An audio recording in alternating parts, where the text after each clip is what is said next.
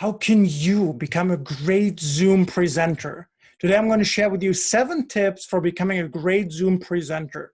So you don't look like this guy anymore and instead become more comfortable and confident giving Zoom presentation. So how can we do that? Let's find out.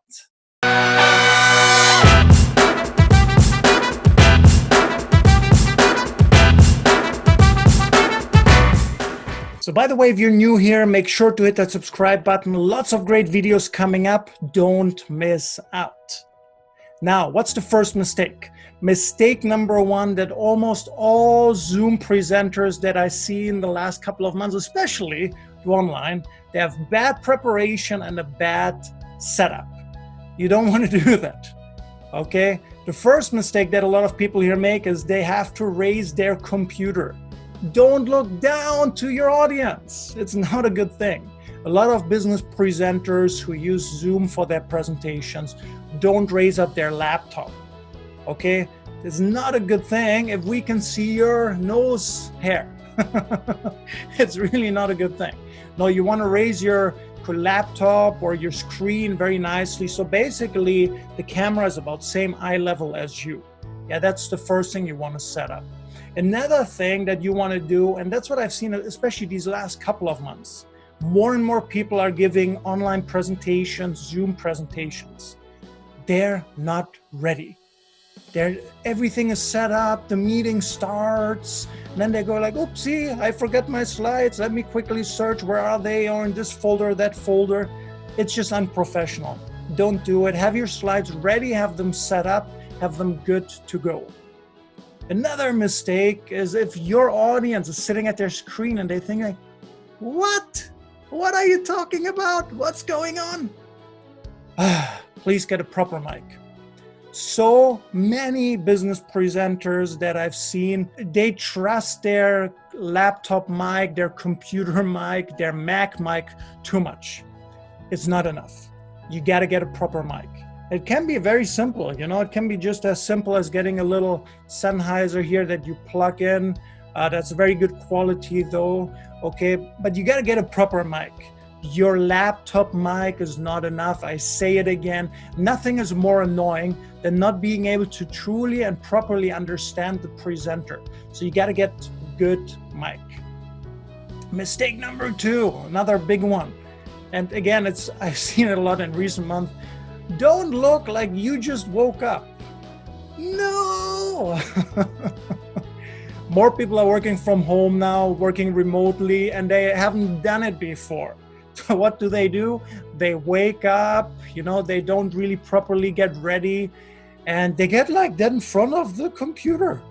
Don't do it. Don't look so unprofessional. Make at least a little bit of an effort.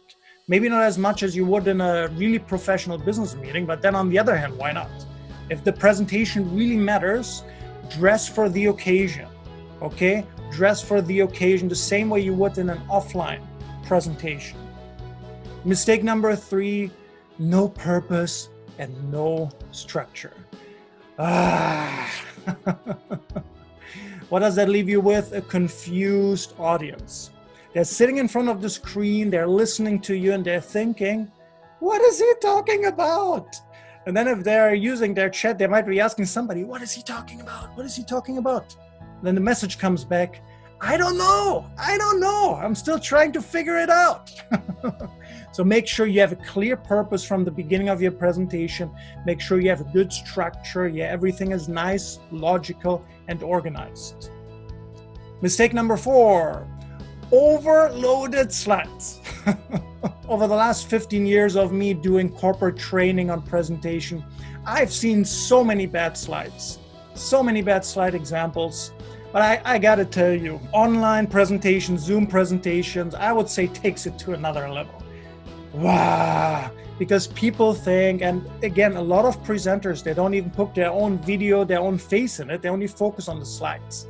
And they think their audience is so focused on the slides. So I can cram more in there. Woohoo! Is this a good thing? No, this is a terrible thing. Stop doing that. Keep your slides simple. Also, bullet points, not helping you. It is not helping you. Don't do that. Highlighting the bullet points, still not help you if there's a data overload, if you're killing the audience with too much data. Don't do it. Okay, don't do it. Better color scheme? I'm not sure if this one is better, but some people think so. No, stop doing it. Again, keep your slides simple, clear, to the point. Mistake number 5, no engagement. Wow, no participation, no engagement at all. I mean, let's face it, even in the real world presentations, most presenters, more than 90%, they're not good at getting the audience to participate. And of course, that translates to where? To online, and it becomes even worse. The issue that you're facing though, and that's the results of no engagement, in the real presentation, they can't just run away. But if you give a Zoom presentation, think about it, could they run away? Yeah, they could. They just turn off their camera if it wasn't even on in the first place, turn off their audio if it's even on, and they might leave the screen. You might think you have an audience when in reality, they're sleeping, they're doing whatever, you don't know. You gotta keep it interesting, and engagement is one of the best ways to do it. Yeah, you gotta involve your audience. So you can use the chat room, ask a question, let them type it in, read it out. Yeah, you can ask them directly, let them answer via video, okay? You can ask them to raise their hand in the camera, yes. How many of you would agree that? And let them raise their hand, but make sure you have engagement, okay? Make sure you have good engagement. So critical, so important for your presentation success. Mistake number 6 is too much engagement. Or as I like to call it, a chat room on steroids. Now this is unique also in online Zoom presentations. Why? Very simple. If you're in front of a real audience, will they just keep chatting with their neighbors if you're standing in front of them, presenting in front of them? Chances are rather low. Chances are rather low. But online, especially if you're using Zoom meetings and not Zoom webinar, wow, there can be chatting going on. You don't even know what's happening, you know, just chat room on steroids. And how does that leave your audience? They're not focused on you because they're busy chatting here and chatting there and chatting there. So how can you avoid that? Very simple, set very clear chat room guidelines at the beginning. Yeah, depending on what you use. If you use webinar, of course, there's less chat among each other going on anyway. If you're using meetings, you know, set it up in a way that it fits your presentation if you don't want too much chat room things going on. But again, most critical thing, set clear rules on the slides at the beginning for what you want. Mistake number 7, being a boring presenter. The kiss of death for any presentation. True? Doesn't matter if it's a real presentation in front of people or if it's a Zoom presentation online and your audience is sitting in front of the screen. If you are boring, nobody's going to watch you. Don't be a boring presenter. So how can you overcome it? What can you do? First of all, work on your voice. Have better vocal variety. Work on speaking with more passion, with more enthusiasm, if the topic allows it to. But work on your voice. Make sure you do that. Use your gestures more. Again, I believe I'm a big fan of using the camera. Okay, please use it.